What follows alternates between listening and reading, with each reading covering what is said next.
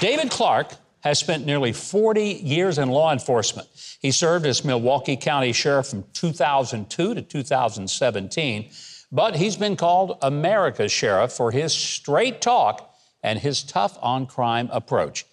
As so many American cities are spiraling into absolute chaos, he says these are the entirely predictable results of defund the police and electing radical woke prosecutors. You've seen him many times on television. You're going to see him right here, right now.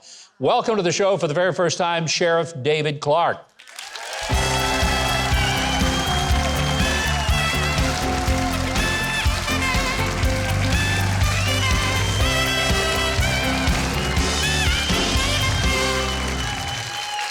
Come on up. Great having you here, Sheriff. Thanks a lot. Have a seat. Thanks a lot, folks. You got a lot of fans in this building tonight. Well, you know, I'm a little careful with that term because, as you know, fame is fleeting. They could be cheering you one day and booing you the next. So that's possible. This group, I'm pretty sure, is fairly consistent about what they stand for, and I think you're safe. Law enforcement has been in the news, and not all in a positive way. I want to take just a moment to talk about what happened in Uvalde, Texas. That horrific school shooting happened for over an hour. There's one shooter. There are more than 24 police officers involved, and we just saw video this week, Sheriff, that when the shooter started shooting, 17 officers in that hallway ran away from the shooter. What's wrong with that picture? That day was not the Uvalde Police Department's finest hour. Yeah. Okay? The thing that bothers me now is, look, when you screw up, just come with it. You know, peel the Band-Aid off. We're getting this, you know, trickle effect of bad news. No, get it all out there. Admit, hey, look, we performed horribly. We're going to make some changes, and we're going to make sure, not that this doesn't happen again, but we're going to make sure we have a different outcome last time. The thing that I was reminded of is how the officers of NYPD and Fire Department of New York performed on 9/11. They went into the fire. Yeah. They ran toward the fire. Yes, they did. Right? And the thing is, you know, in these situations, and they're tough, they're very chaotic, but in the way that we train, but that's a static situation. In other words, you got a barricaded subject. No shots are being fired. You got time to set up, plan.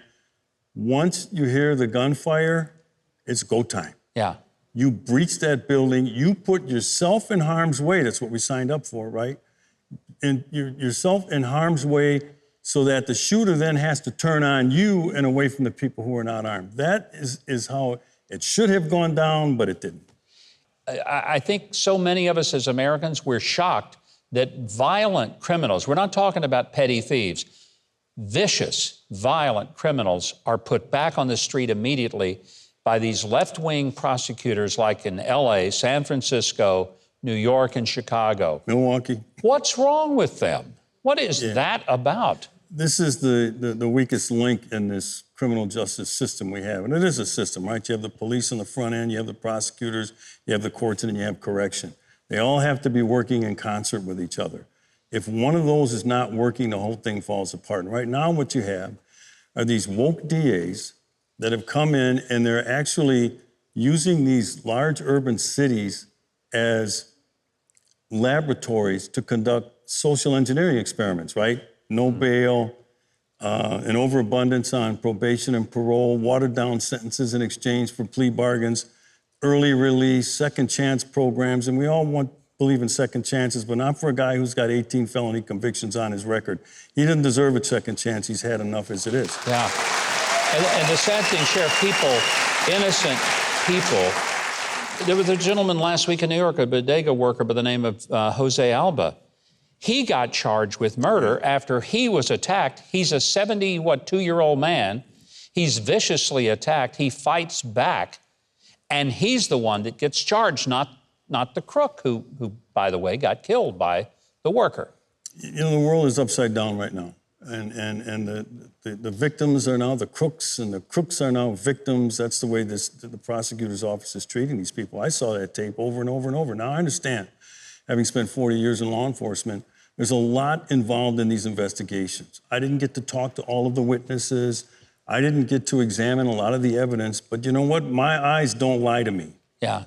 And what I saw, based on my experience, and I've investigated homicides, I worked for the homicide unit in Milwaukee Police Department, and based on what I saw, that guy should not have been arrested. If nothing, he should have just been told, hey, show up at the district attorney's office on Monday. You know who he is. He's not going anywhere.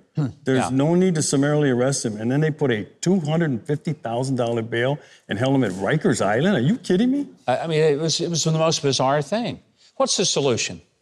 We had a crime wave come through Milwaukee County, and I got tired of seeing people victimized, and I put out a 30-second ad. A 30-second ad just telling people, you're the first line in your own self-defense. 911 isn't always your best option.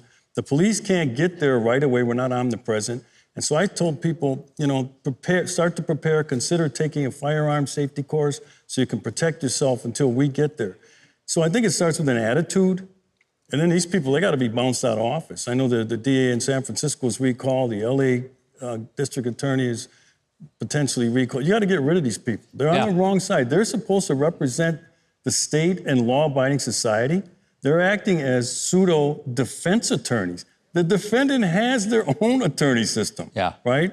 And they're acting as kind of a built-in firewall for the criminal defender, and they're not supposed to do that. Well, if we had a position of national sheriff, I think we'd try to get you on the ballot and get you elected. Sheriff David Clarke.